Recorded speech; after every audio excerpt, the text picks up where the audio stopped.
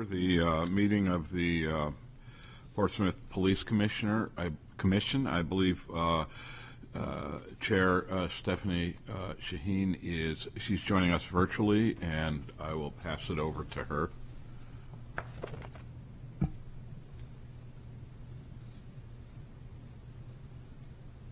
Or maybe not.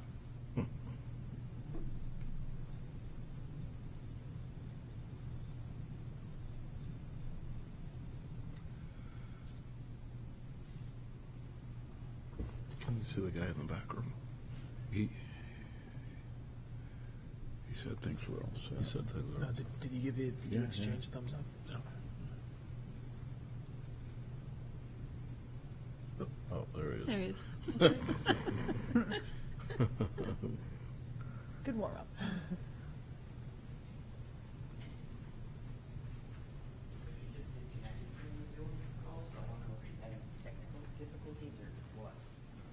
Excuse me? Commissioner Shaheen just disconnected from the Zoom. Okay. She may try and reconnect. Yes, I'm here. There Can we you go. hear me? Okay. There she is. Yep.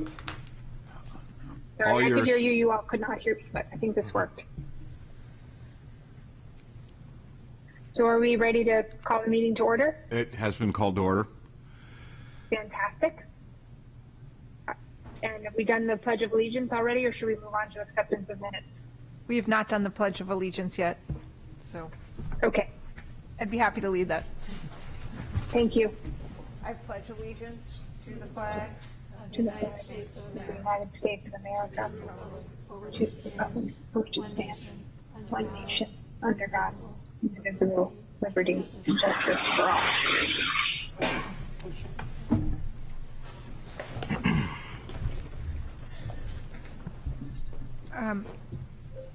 So should we make a motion to accept the minutes from the September 20th meeting? I move to accept the minutes of the September 20th meeting. Second. On a roll call vote, Commissioner Schur, Aye. Commissioner Coyle, Yes. and I vote yes also, and I would love to request a motion to suspend the rest of the agenda items momentarily to move up the chief's report and recognition of K-9 Axe's retirement. I make such a motion. Second. Roll call vote, Commissioner Schur, Aye. Commissioner Coyle, Yes.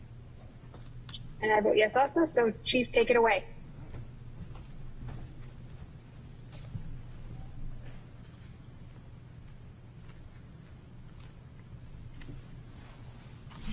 Good evening, everybody. Thank you for attending. We're going to present Officer Aaron Stacy and K-9 Axe with a little something for the police department for the appreciation of what Axe and Aaron have served in our department. On September 3rd, 2022, Axe retired from his position as the department's first Belgian Malinois police K-9. He and his handler, Master Patrolman Aaron Stacy, served the department since 2016. There's a lot of training and dedication that goes into becoming a certified K-9 patrol team. Officer Stacy and K-9 Axe completed 14 weeks of training with the Boston Police Department, and soon thereafter completed a 6-week training program to become narcotics certified. During Axe's 6 years on the job, he and his handler are involved in countless public relation demonstrations, parades, evidence recovery scenarios, and several searches for violent criminals. Axe also provided services to local police departments that aren't fortunate enough to have a police K-9 program of their own. Not everyone can say they went to work every day with their best friend, but Officer Stacy and K-9 Axe sure can. Now that Axe is retired, he plans to attempt to live life as a normal family dog, which may pose a challenge for him, and he absolutely loves being a police K-9. After 22 years in the patrol division, Officer Stacy has been reassigned in the department to the training officer position of our personnel and training unit. His experience and passion for the profession will greatly benefit the department, in particular the newer officers just starting their careers in law enforcement. K-9 Axe and Officer Stacy, thank you for your years of dedicated service. Want to come up, Aaron? I'll present this award.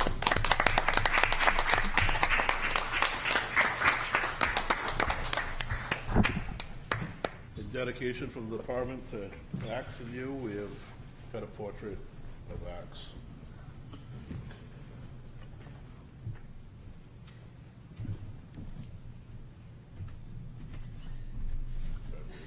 Thank you.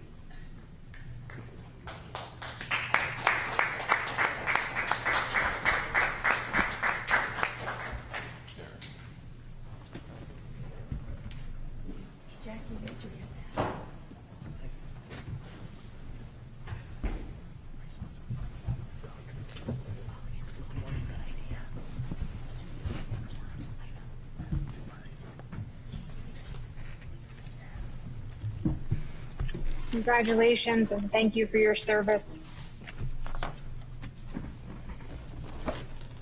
Commissioners Coyle or Scher, would either of you like to say anything on this occasion of Axe's retirement? Well, thank you. Just a thank you for all their service. And the same from me.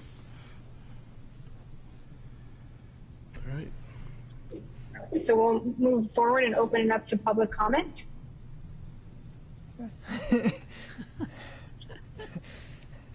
Anyone that, Stephanie? Yes. Good evening. My name is Stephanie Hausman. I live on Morning Street. I'm one of the 3 residents who gathered signatures for some residents' suggestions for the police department in 2020 that the Police Commission have mostly accepted. And I'm just here to follow up on a couple of things. I've had some communication with Commissioner Coyle. I understood that Commissioner Coyle was creating a document that tracked those requests and the police department and commission's sort of actions in response to those requests. I will say I have looked several times in the police department website and I cannot for the life of me find it. So I don't know if we could move it somewhere where it's a little bit more accessible. I suspect that maybe it is linked with a meeting date, but It's not. There's. Okay. I don't mean to interrupt you No, by all means, please. but it is right on the website under. I think it's under the. It's like community publications document. Patients. Yes. Okay, so it's not part of the police commission website or page. Page. No, it's under the police Publication. department page. Okay. Under there's a public. It's like publications tab. Okay, all right, thank you. Couple other things that I wanted to follow up on. I've had in the last couple weeks some conversations with Captain Keaveney, and I understand that he has had some conversations with you. One of the requests that we made was that the Police Commission make a request of the County Attorney's Office to get information about Portsmouth cases that result in judicial findings, perhaps that there has been unconstitutional activity by Portsmouth police officers. I was aware of one such case that came out in May of 2021. I talked to the chief about it as we were working on these requests and action responses. And I understand from Commissioner Coyle that there was maybe a phone conversation with County Attorney Conway. And I just want to reiterate that if the commission can make that request in writing, a written request will survive any changes in staffing at the County Attorney's Office. I also just want to say we understand the police department, the police commission cannot control what's going on at the County Attorney's Office and cannot force that information out of the County's Attorney's Office, no matter how helpful it might be for the police department and commission to have.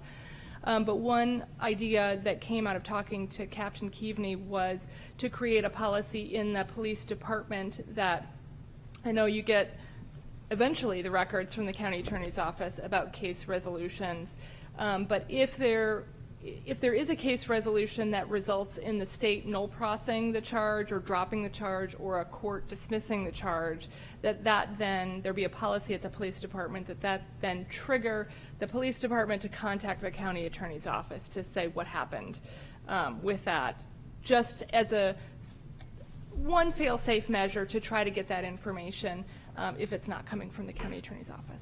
And then the last question that I had was I was looking at the website and it listed that there was a non-public meeting of the Police Commission yesterday and it had an attached agenda, but the agenda was for today's meeting. And so I was just going to ask, was there a non-public meeting yesterday? And if so, can we get the agenda for that non-public meeting on the website? That we just, so I can actually take on all of this if, and the other commissioners don't mind. Yes, I did have a direct conversation with County Attorney Conway about this, and with respect to getting sort of dispositions or if there was a suppression issue, to send that down so that the police department can analyze it and, use it as a learning tool going forward. She indicated that she was going to she would tell the, staff or the attorneys to, relay that so the message could get sent down. So, from an implementation perspective, they're pretty swamped up there right now and they have some significant staff shortages. So I'm not sure how that is sort of from that point to but we did have a conversation and she did say going forward they were going to send that information to the police department. Okay. So step one. Certainly, on the issue of the non-public meeting, what we did was we ended up had to convene with council, and as part of that, we did the non-public. Today, the non-public agenda that you see is what for today was taken up yesterday. And there will be minutes out shortly for the non-public meeting, such as we are required to produce. They're not posted on the website per se, but they're always accessible with the Office of the Chief. Okay. And just so the record reflects, the reason why I'm bringing up this issue about getting suppression orders and the like out of the county attorney's office is because sometimes there are judicial findings that Portsmouth police officers acted unconstitutionally, and that is obviously something that I think everybody in the department and the commission and the community would want the department to have that information. And obviously I'm not the average member of the public, but I became aware of such an order that came out in May of 2021 involving 3 Portsmouth police officers and a finding that they had acted unconstitutionally. And I gather from my conversations that the police department didn't know about this order for over a year. And so things happened in that year. I understand one of the officers was promoted. And it would have been helpful to have that information closer in time to when that judicial finding had occurred. And so that's the reason why I bring that to the commission's and the public's attention. Thank you.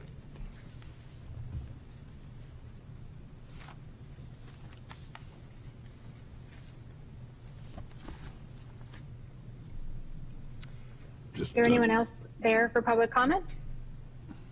Commissioner Shaheen, there's no one else in the room looking to speak. Oh, okay, so we'll move to close the public comment period and move on to police commission business on the agenda. Starting first with an update on mobile crisis response, and hopefully Captain Keaveney's there and can kick that off.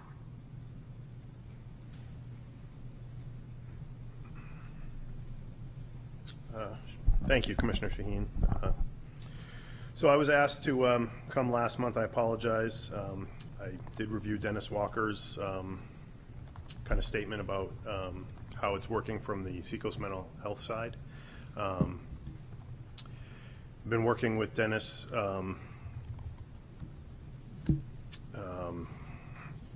probably for about a year now, maybe a little bit longer, but also working on the law enforcement subcommittee through the state. And hearing different kind of stories, good and bad, about how the mobile crisis unit has helped so far. When this all started, January 1st, I think some of the goals and questions have certainly been, one of the big goals, obviously, divert police calls to these mobile crisis teams, so the police don't have to respond. One of the other goals was obviously to make sure that the police are continuing to handle these calls professionally and well. I think we've come a long way in 9 months, especially where some of the conversations were, these mobile crisis teams, we don't want them going into these houses alone. We don't want them handling these calls alone. We need to, make sure they're safe. But I think that's kind of now, we've kind of crossed that hurdle where I know Dennis talked about 90% of the calls they're getting, the police are not going, which is obviously the big reason for the teams. And only a few, maybe, 4 or 5 a month are kind of a joint response between the police and Seacoast Mental Health, or community partners, or Center for Life Management out of Derry, if they're covering for Seacoast Mental Health. So we've had some good, we've had some success stories. We've also had some calls that maybe weren't, we weren't seeing eye to eye, where maybe, the Seacoast, where the clinicians weren't seeing it eye to eye with the officers. The good thing about that is we are able to debrief those calls. I've had conversations with Center for Life Management working through those issues. I've had obviously a lot of calls and meetings with Dennis Walker, and those issues that have come up hopefully will be addressed next time, or continue to be addressed, and we can all learn from those. None of them were catastrophes. It's just little things that both sides want to talk about and get out, and kind of see it from each other's point of view. So I talked a little bit about Beacon Health Options and their numbers coming back. That's the access point. About 90% of the calls they do get, the police are not involved. Some of the anecdotes we have from some of the officers, I'm in detectives now, so I'm not always out on the calls, but I just sat down with one of the officers and asked him about his history so far and how that's going. He's had a number of different calls where mobile crisis was used, and he said they were all had good outcomes. One was as simple as check well-being, where as he was checking on the individual as he was leaving, he gave the number to the person got on the phone with the access point and worked through the issues with the access point, because he didn't know about it before that. Another call was a juvenile call, where the juvenile was barricaded in the bedroom. Mobile crisis came out and was able to talk to the juvenile and go through some options and set up some aftercare. They ended up staying in the house, but they were able to set up appointments for the next for the future. Another call was what started out as a domestic call. The officer was able to talk to everyone, found out that one of the individuals was just going through a personal crisis. He was able to get mobile crisis on the phone. They talked the person down and de-escalated the situation, and the officers were able to mediate the situation with the help of mobile crisis. They've also been able to come to the police department, where we've had arrests and assessed people in the booking area, which is helpful. We've also had several repeat callers, which means they're trusting the system, they're trusting that number, and they're calling it on their own. So these calls will come in any number of ways. They may come into the police department first, they may come in from Seacoast Mental Health, they may come in from the hospital, they may come in from mobile crisis themselves. So there's scenarios where they'll get a call, they don't feel necessarily comfortable going to that call without a joint response. So the communication seems to be there. It certainly seems to be, 9 months ago there was questions on how's this going to look, when social workers show up at someone's house without the police, but that seems to be kind of in the rearview mirror and moving forward. So as we move forward, I know some of the goals, in my mind, are to continue to divert these calls, but also look at how when we get a call, the police get a call, and it might be readily apparent, or at least there's a chance that it might be best suited for mobile crisis as opposed to the police responding. So how do we start making sure we're diverting those calls as well to mobile crisis, if when possible? So that would be something that we need to start working on.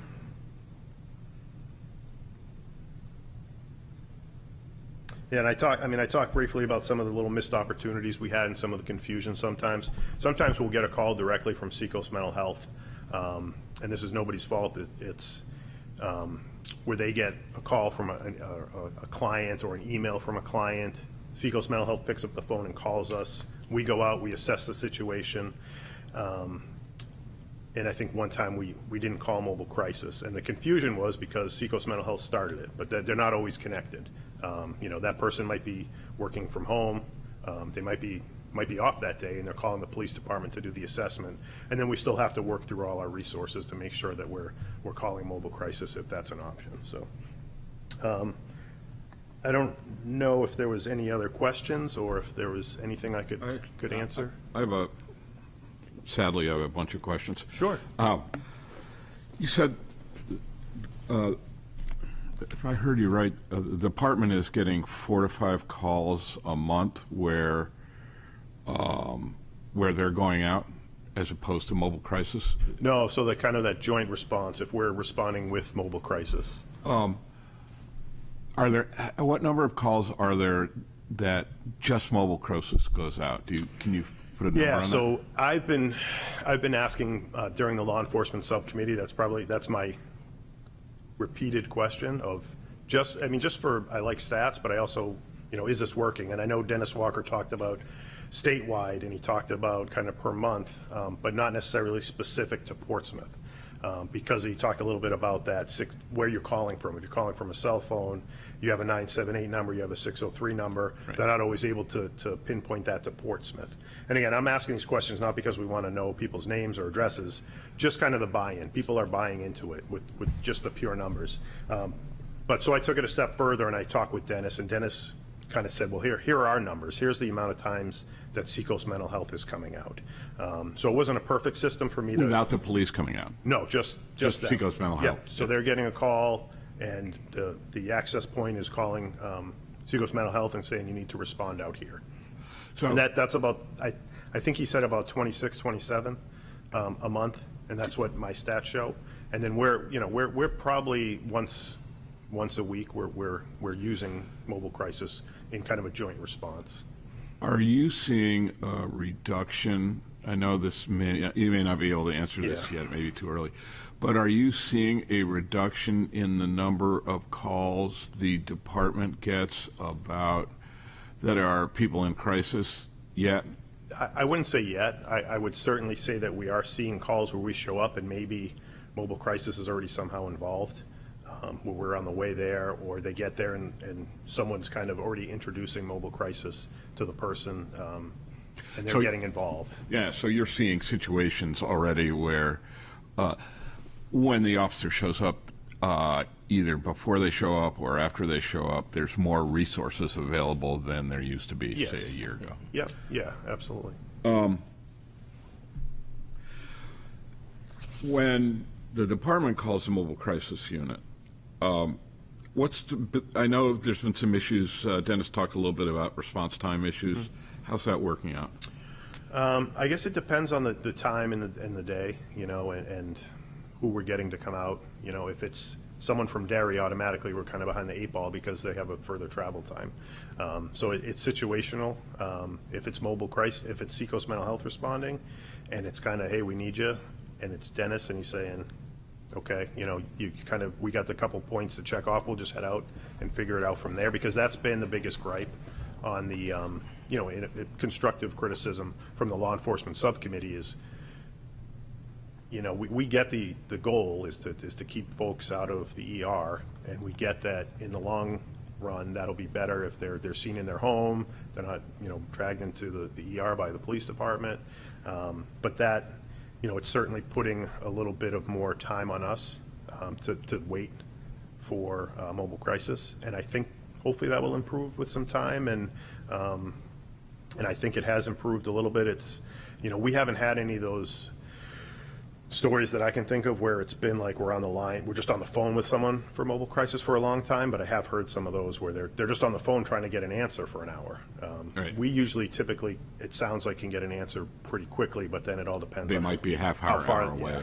Yeah. So, but that is improving, and that is one of the issues that we're trying to work out. Last question. Sure. I promise. I have the good fortune and bad fortune to be on the communications subcommittee. And we are struggling mightily with 988 versus the mobile crisis number. Do you have any sense whether which of those is getting more calls in the first instance? That's a great question. I don't know statistically who's calling what more or less. But that's what we're struggling with is how to message that. It's not really constructive, at least I don't think, to have a document that we're passing out to the public Yeah, that this says, one. call one of the, yeah. Yeah. I mean, I personally, I think that's a lousy document because it has two numbers on it. Sure. And when you're in a crisis, it's a, which one do I call type of thing. Yeah. Yeah, and that, I mean, that part's kind of out of our hands. Yeah. But, if we get a call, it's I didn't bring the email with me, but we can either call that crisis line, but we can also always call Seacoast Mental Health direct, which always sometimes seems to be, if we want information on someone or if we want a quicker, we'll call the 833 number, but if because it's not Seacoast Mental Health, it's not people who we work with, it's the access point. Right. Does the department ever call 988 or send a call to 988? Not that I'm aware of, no. Okay. I mean, we may be on scene where someone, says, hey, just call this 988 number, Right. If you need it, because they might not have had the number on them. But I try to stress the guys to just put it, and girls to put it, just throw that number in the phone number, because it's obviously not it's a longer number, but it's probably the better number to call. I had a conversation with Detective Jones and Detective Hood, I think. Hood, yeah, Sergeant Hood, yeah. And the idea was to try and figure out what kind of pamphlet or business card could we, the department in Portsmouth, get out to the general public in Portsmouth, and what would be on that card, Yeah. whether it would be both the 988 number and the other number, the mobile crisis number, or and we've been talking about that at the communications subcommittee level. Yeah, and that's certainly something that came up at the law enforcement subcommittee is departments saying, can you give us something that we can hand out to people? And that advertisement really hasn't come yet that I'm aware of, because they hasn't. wanted to do the slow rollout, make sure things are working. But you go to Seacoast Mental Health's website, and the first thing on there is the phone number. So I think as things improve and as they hopefully get up to full staff with people that can respond to these calls, then I think hopefully we'll see more advertising and more. There's a marketing plan Yeah. that's in the works, but the communications subcommittee has not figured out whether they want both numbers on, what they want on what's handed out. Gotcha. That's still a difficult thing to sort out. Yeah. I'll stop now. Commissioner Coyle, do you have any questions? I don't. Thank you so much for the presentation. Oh, you're welcome. And I just So Captain Oh, Cuny, I just go have ahead. a couple quick questions. Yeah, of just course. Follow up. Can you speak to the internal training and how you all have gone about deciding at what point you choose to engage mobile crisis response? I mean, what kind of information do you need inbound, or are you looking for inbound? Or I'm assuming it's a combination of internal training, but then also being asked to engage mobile crisis. Can you just talk about how that decision-making process is working? Yeah, and that's a little bit of that is out of our control, obviously, because there's certain calls, if drugs are involved, if alcohol is involved, if the person's not in behavioral control, that mobile crisis probably won't come out and see them because it's not a safe situation and it's not necessarily something that they would deal with if the person's under the influence of drugs or alcohol. So we have a checklist that goes out. The person's in behavioral control. They're talking about, they have suicidal ideations, but they're not necessarily acting on them. There's not an underlying substance abuse or alcohol abuse at that time. So we kind of have those bullet points checked out. But also there's times where if we're not sure, we'll just call and try to talk through it with them. Also, I know if the person's adamant about going to the hospital, we're not going to stop them from going to the hospital. If they want to go to the hospital, they can go to the hospital. So it's still kind of a small window of things, but it does seem to be that there's a lot of opportunity for the mobile crisis unit. And I think as we move forward, it's not the question of can this work. I mean, it's working. It's just a matter of making it a little bit more streamlined.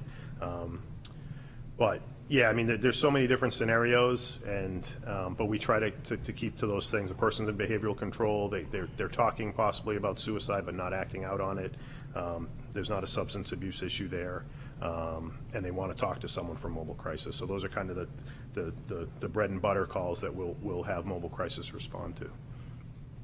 Okay, great. And you're finding so far within the department that though that criteria and that checklist, if you will, you've got adequate training, you feel like the team understands and has the resources and information they need to know when to deploy? Yeah, and I mean, it's just like we have questions here. I think there's always scenarios that will come up that officers might have questions about, or they might think that, we're all human, and maybe that wasn't a situation for mobile crisis, but we'll get a call from Dennis and he'll say, oh, that would have been a good opportunity. So we're still working through that, but okay. I think we're in a good spot. I think we do have a lot of new folks, but I think with the supervisors out there keeping close eye on mental health calls, I think we're doing okay. And I think the information is there and the numbers there, and I think we're in a good spot. Okay, and just one other follow-up to Commissioner Scher's questions about communication and reaching out.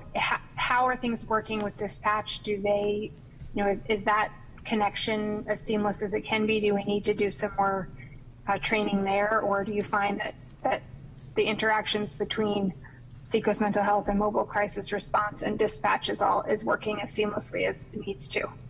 Yeah, I mean, I think that's definitely one of the next steps as far as if we're getting calls that can be diverted directly to the mobile crisis, how are we doing that? I think that's definitely right where we need to be moving forward. I don't think we're there yet. I think that's kind of next steps. Now that we see the process is working, how can we safely take a call and say, hey, listen, this is the police. It's not that the police don't want to respond. It's that the police aren't necessarily need to respond. It's mobile crisis can respond. So how do we start diverting those calls when we get them? I think those are kind of the next steps, if that makes sense. And do you see that it does? And actually, I'm grateful for that answer. Do you see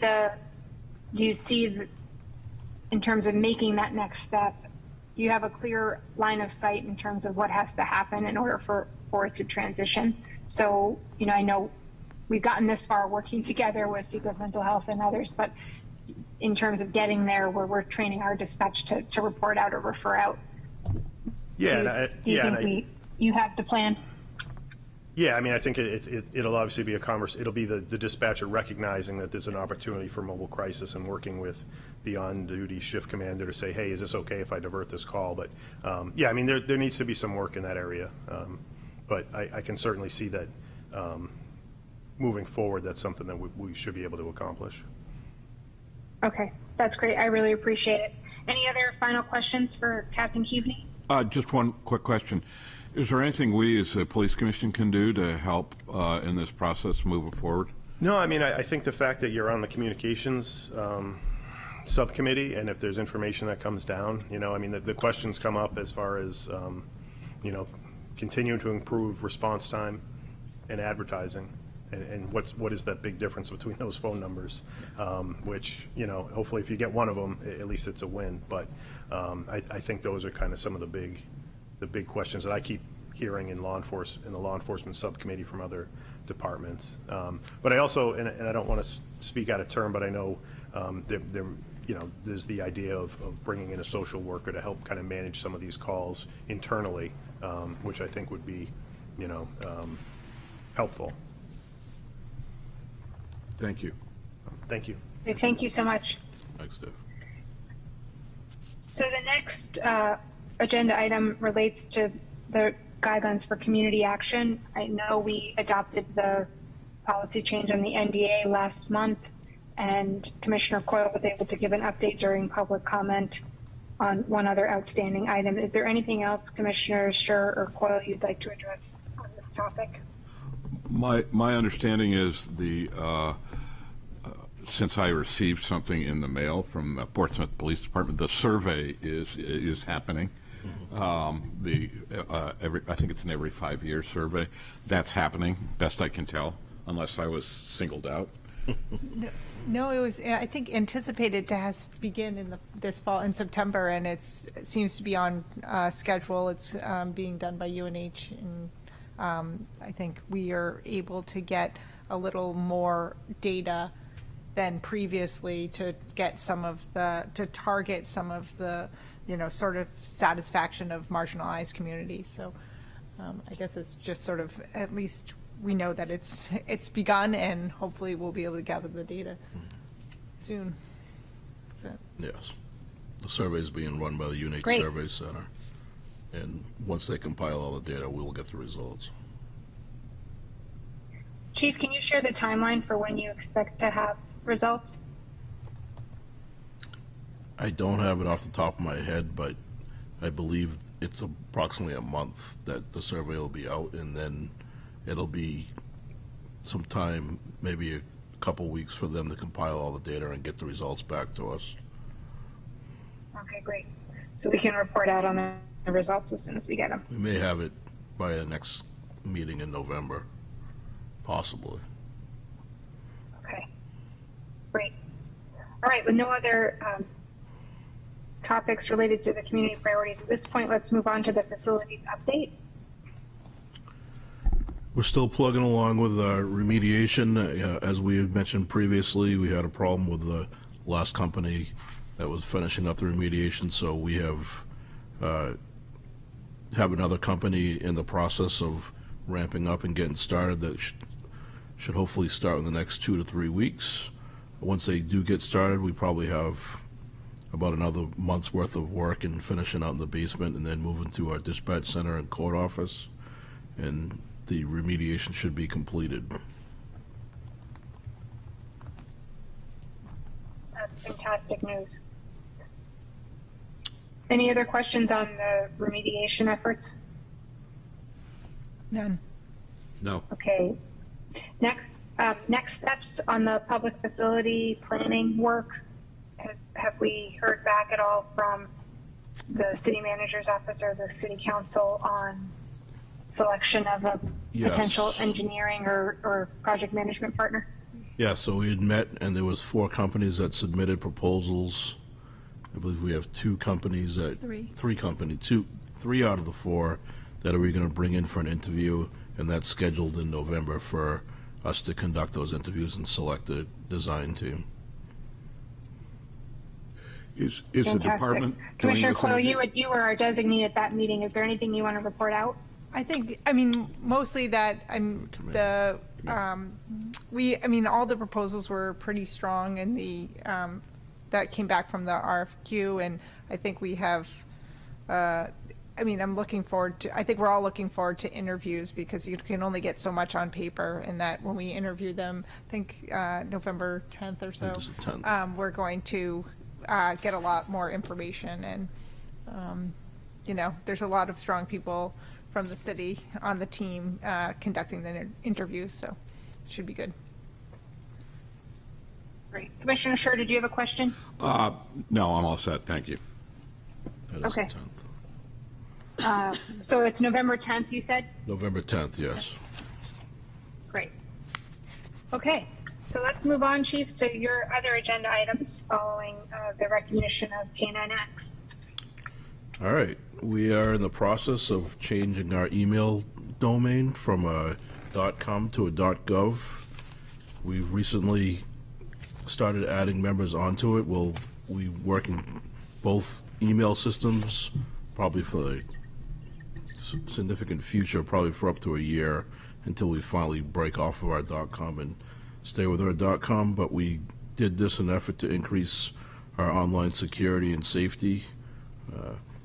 Once this is completed, all our email contact information on the PD website will be updated as the PD's IT team works to complete the project. Moving on to... Any questions on that transition? None. No. No. Okay, keep going. All right. Thank you letters we received from the community. We received a thank you letter from Newmarket Police Department. We supplied the department with a mourning bunting to be used at a fallen officer's funeral. They had a member of their department whose spouse passed away, and we were able to help them out, and they were thanking us for our support. And we received a letter from Sale Portsmouth thanking the PD officers and explorers for providing traffic control and security at the Tall Ships event. It was a successful event, and they appreciated our services. They had approximately 10,000 visitors, and everything went smoothly with our assistance from our officers as well as our Explorer and Cadet program. And they wanted to thank us for that.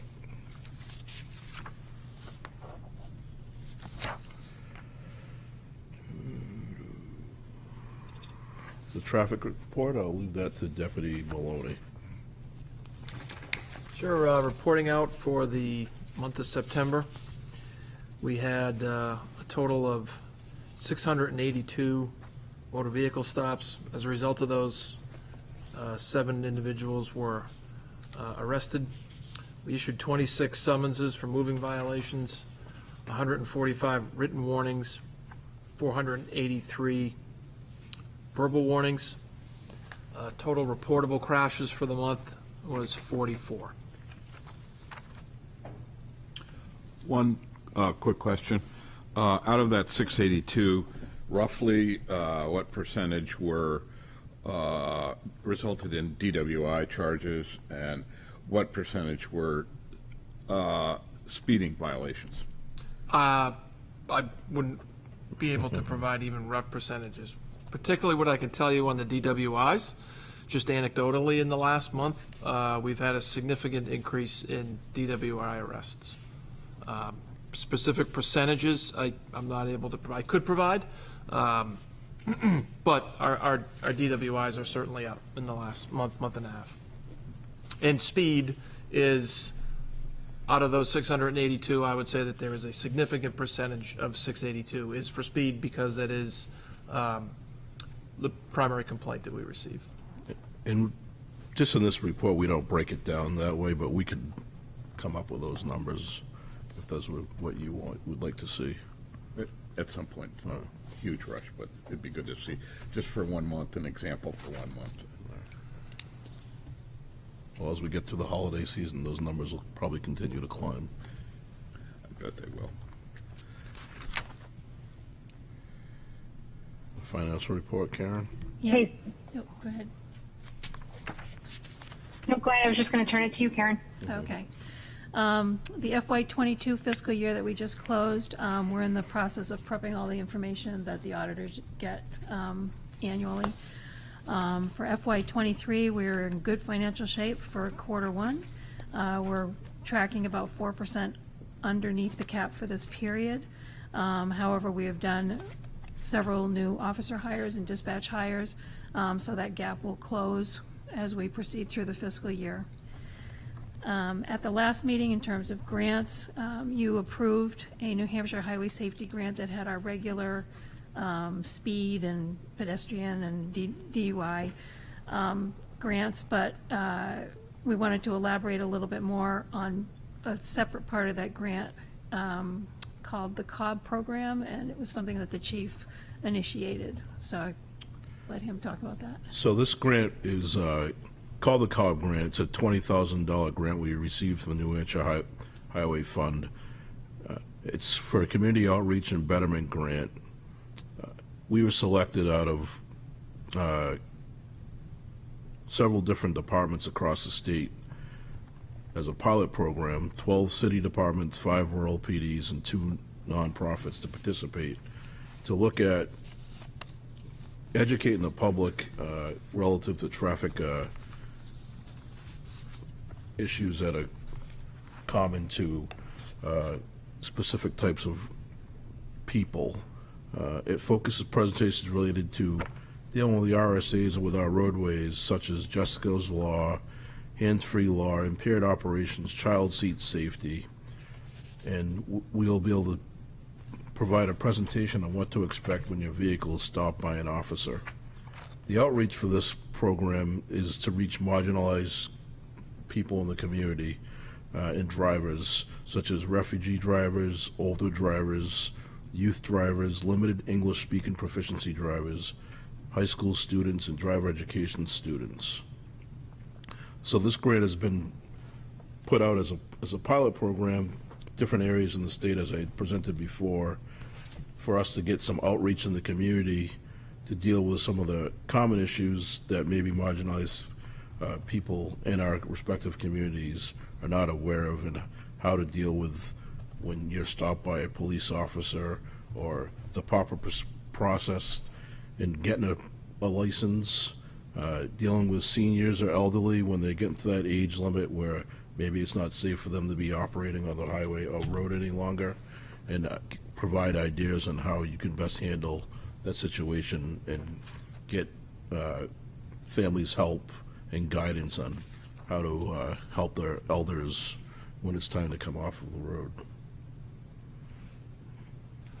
I'd like to compliment the chief on doing this. I think it's a really important program. And, you know, going back to when I worked as a public defender, boy, I can't describe the number of clients I had who were in those populations. Particularly, I covered a region where in the town of Newmarket there was a lot of refugees being settled there. And the driving issues that they did not understand, the license issues, the revocation issues, were substantial. I assume that has continued with refugee populations. So I think it's a great idea.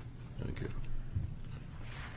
So throughout the year, we will be going around and doing presentations around the community to address those issues, and, you know, priority look for the marginalized community to address with them. So hopefully that we can get to them in advance of having contacts that may not be in the best interest for them or us. That's great. Great work. Okay, so in terms of Terrific. grant applications, we received our invitation to submit our new ICAC federal grant. We completed that and submitted it on September 30th, so we should have our award sometime before the end of December. It's not a competitive grant. However, the annual allocation that we normally get dropped by about $40,000. We asked Lieutenant Kinsman to find out why, and it's due to the methodology where they allocate based on statistics prior to COVID. So I guess they're several years behind in reference to their methodology, using statistics that are a couple of years old. Eric said that given the increase in cyber tips, despite COVID restrictions being lifted, future years may reflect that in the increase in the allocation. So we're hoping that happens. Next time you'll have the Bulletproof Vest Grant Award to review and approve. And we're also reviewing some other solicitations that come in. We look for applicability, enhancing our goals, or new programs that might be a good fit here, kind of like the COB program. In terms of the strategic plan, again, I apologize for the slow rollout of the FY23 to FY28 plan. It's about 85 to 90% complete, so hopefully by your next meeting we'll have that reviewed, finalized, and published. Terrific. Any questions, Commissioners Coyle or Scher? None from me. Nor do I. Thank you very much, Karen. Anything else, Chief? That's all I have for today. Okay, a reminder for everyone who may be watching or listening at home, our next meeting will be Tuesday, November 15th, and we'll keep you apprised of the start time and the agenda. Always, you can find that on our meeting calendar and the city's website. So with that, a motion to adjourn? So moved. Second. On a roll call vote, Commissioner Scher, Aye. Commissioner Coyle, Yes. and I vote yes also. Meeting adjourned. Thank you all. Thank Have a great you. night.